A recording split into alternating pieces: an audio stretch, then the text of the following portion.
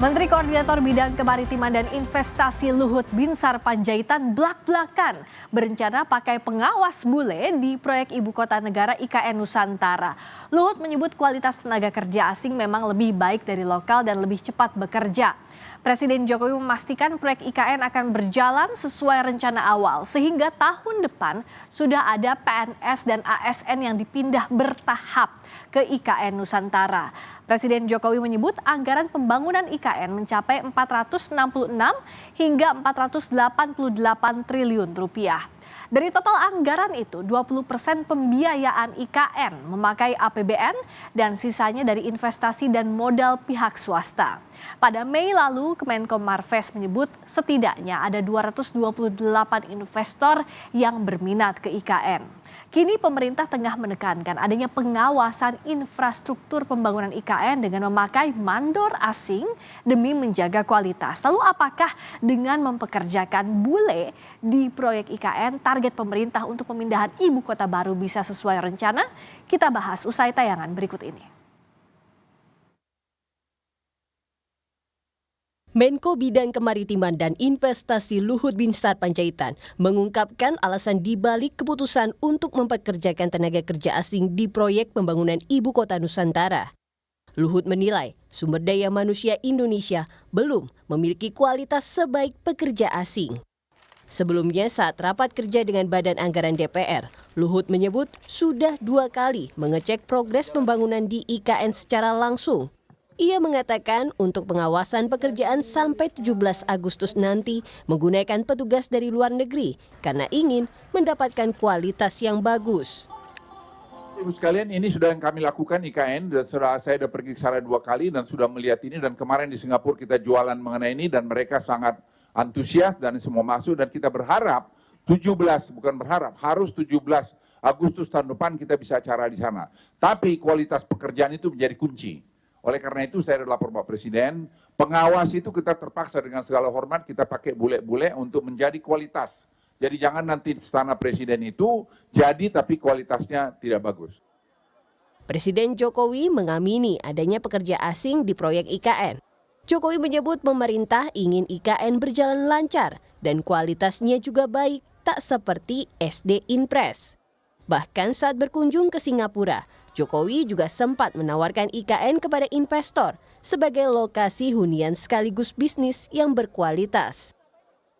Mandor apa? Mandor. Pengawas Pak, pengawas. Beda loh ya mandor sama pengawas. Ya memang sudah diusulkan dalam rapat. Ya kalau hanya 1-2 untuk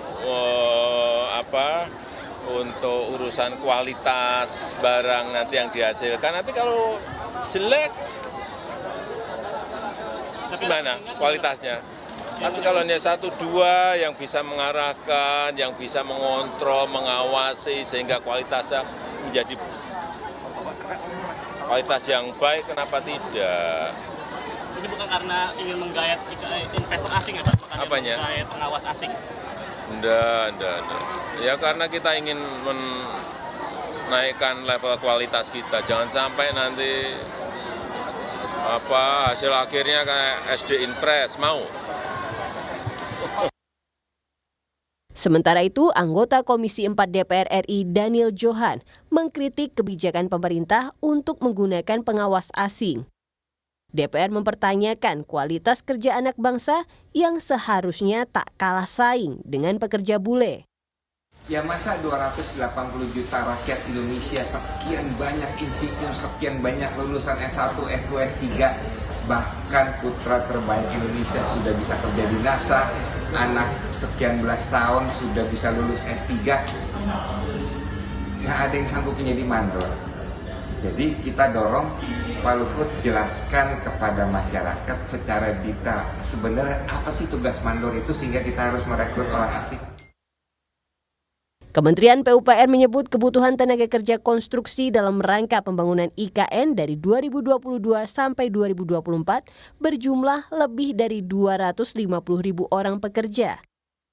Per April 2022, tenaga kerja di wilayah Kalimantan berjumlah 46.000 orang yang terdiri dari tenaga ahli sebanyak 9.676 orang dan tenaga terampil 35.570 orang. Saat ini, pemerintah menyebut progres pembangunan Ibu Kota Nusantara hingga Mei 2023 baru mencapai 29%.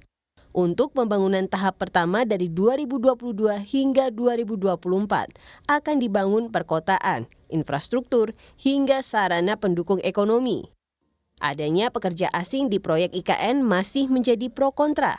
Yang pasti, Presiden Jokowi menargetkan perayaan 17 Agustus 2024 bisa berlangsung di Ibu Kota Negara Nusantara.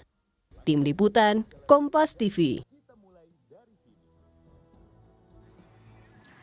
Benarkah kualitas pekerjaan anak bangsa tak ada yang sebanding untuk jadi pengawas layaknya pekerja asing di proyek IKN? Kita bahas bersama anggota DPR RI Daniel Johan, sudah bergabung juga tenaga ahli utama KSP Ali Mohtar Ngabalin. Selamat malam Bung Ali, Bung Daniel.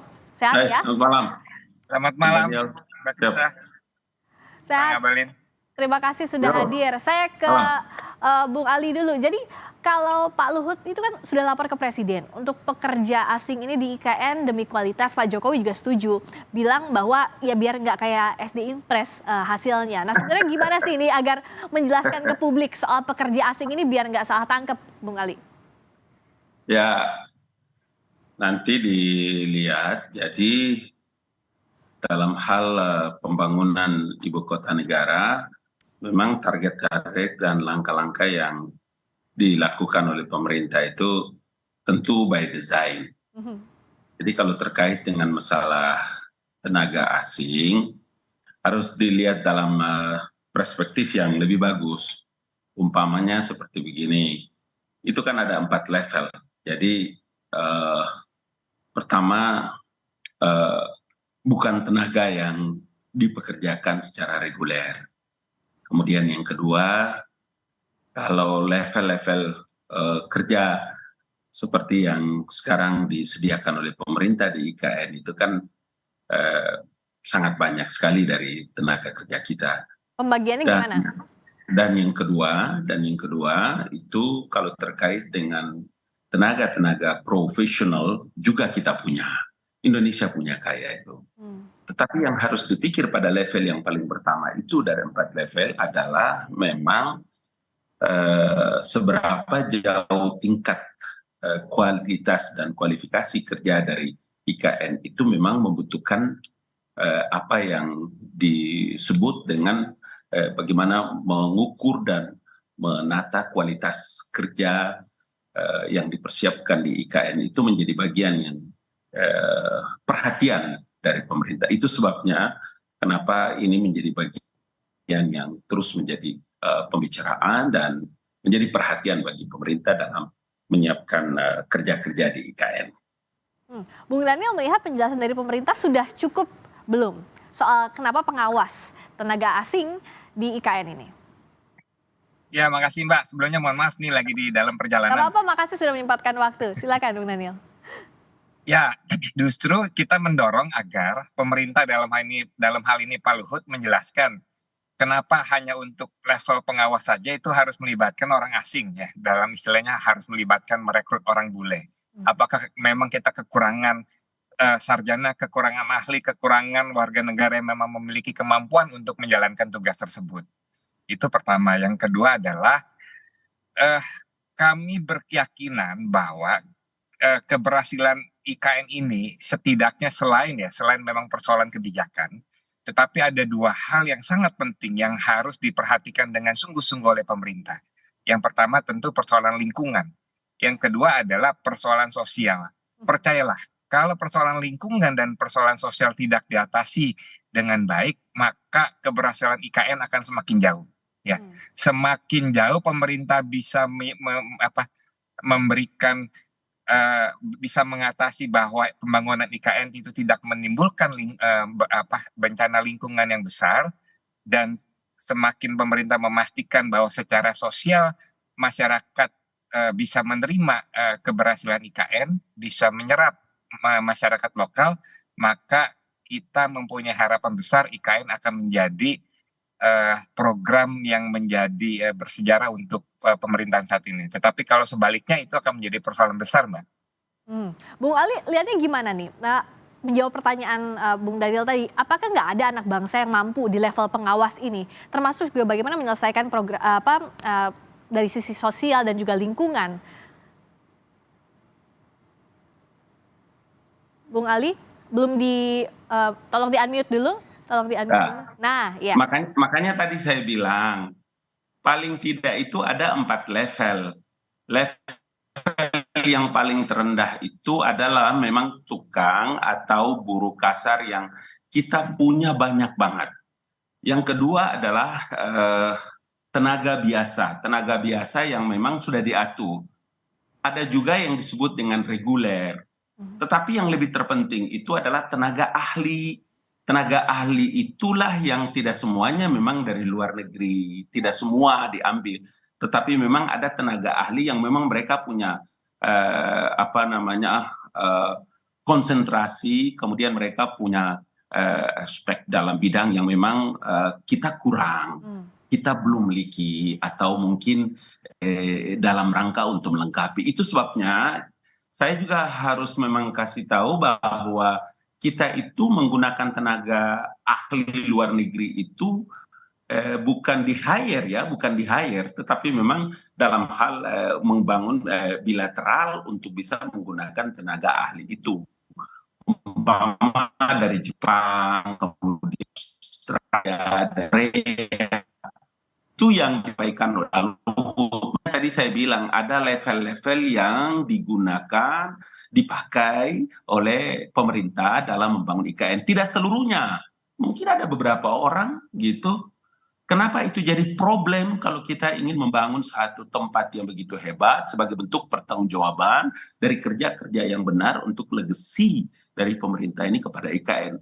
Apa yang tadi dikomentari oleh anggota yang terhormat, sahabatku, kawanku itu, saya kira is okay.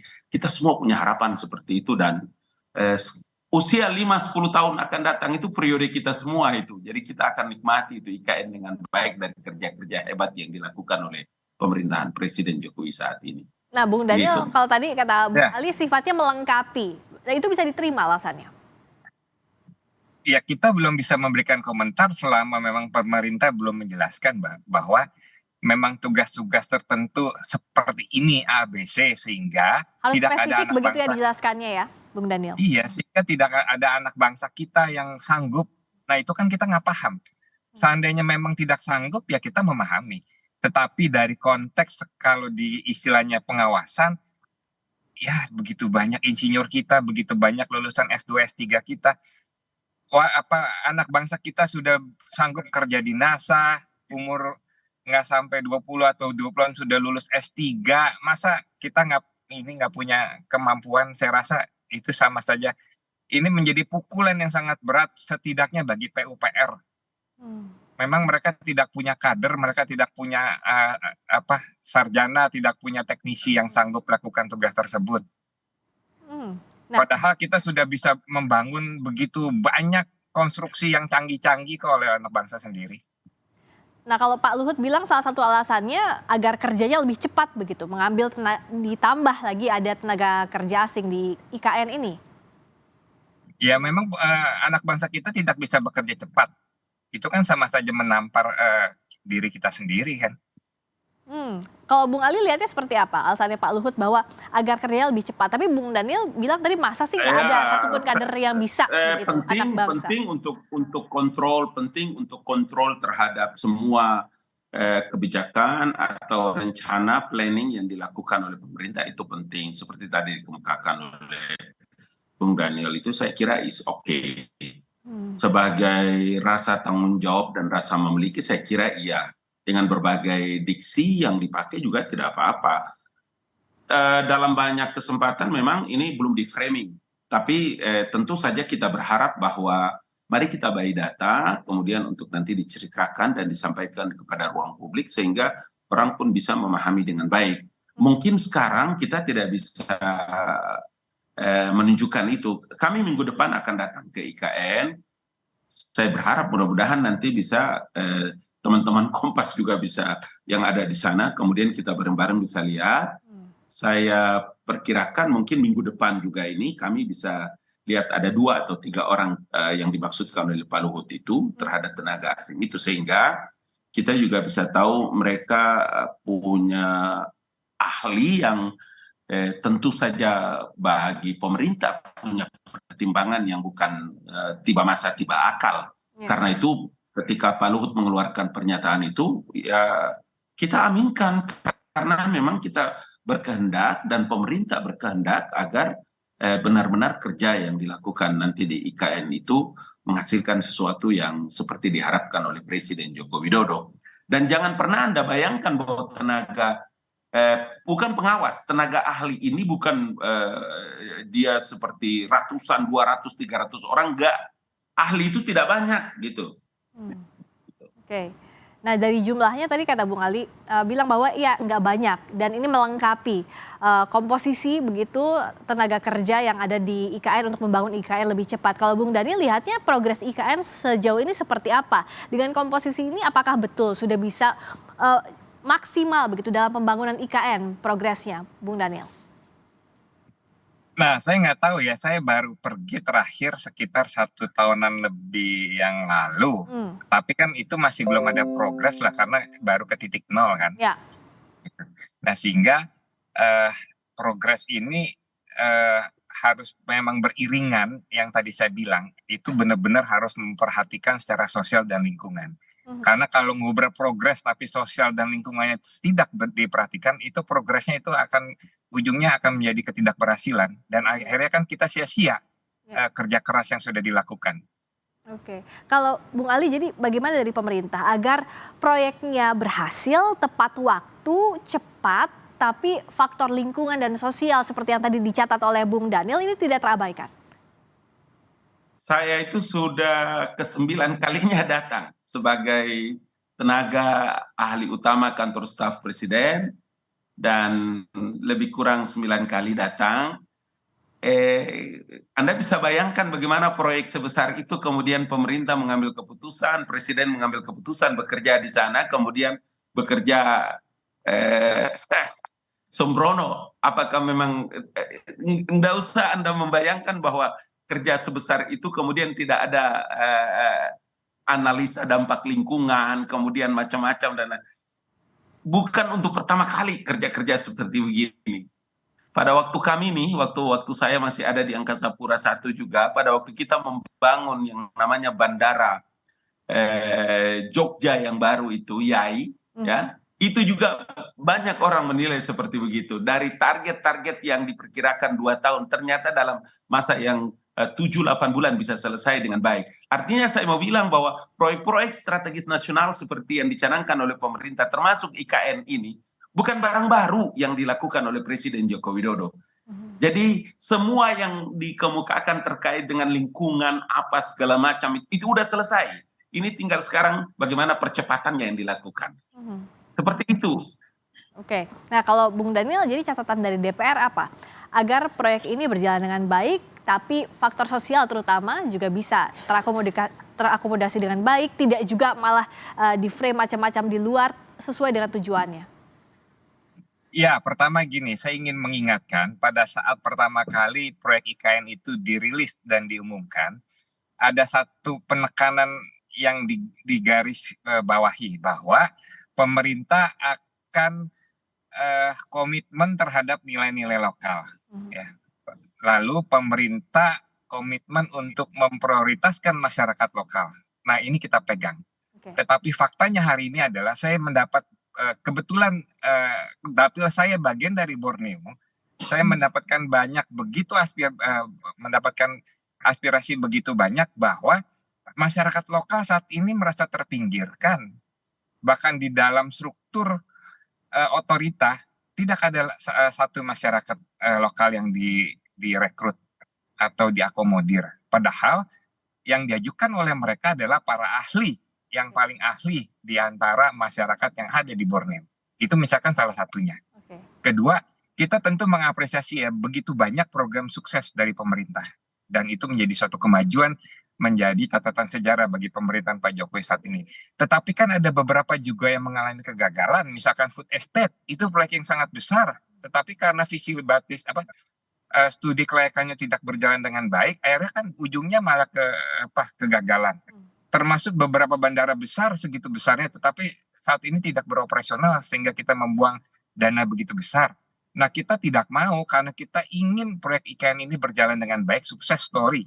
Sehingga suara-suara itu harus didengar. Ya, suara-suara ini diakomodasi sambil juga proyek IKN ini juga bisa berjalan dengan baik. Itu yang diharapkan. Terima kasih atas waktunya sekali lagi Bung Daniel Johan yang sudah memberikan catatannya, anggota DPR RI. Terima kasih juga Bung Ali Mokhtar Ngabalin, tenaga ahli utama KSP. Selamat malam. Terima kasih Mbak, salam semua, sukses Kompas. Bang Ngabalin. Terima kasih. Terima kasih Daniel, terima kasih. Salam. Berikutnya saudara, kami kembali dengan sorotan lainnya. DPR mengusulkan kenaikan dana desa. Sesaat lagi kami akan bahas di Sapa Indonesia Malam bersama Cindy Sistiarani.